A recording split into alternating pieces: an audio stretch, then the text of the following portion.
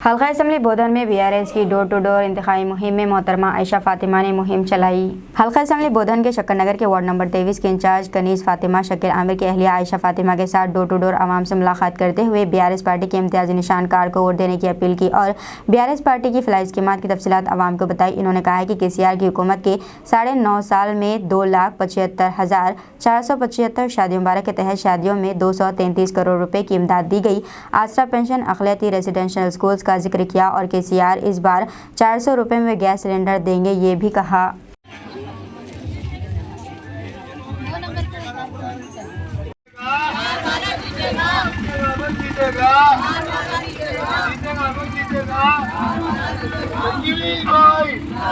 शकील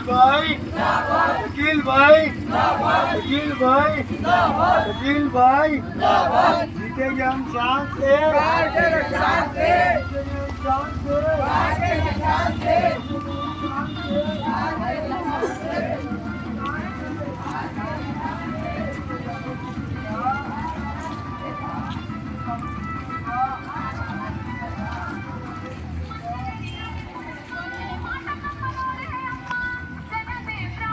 गाड़ी पे आए मेहरबानी करके प्लीज गाड़ी पे लाओ।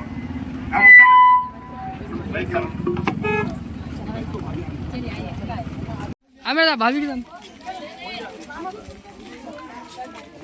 जरा जरा सामने से भैया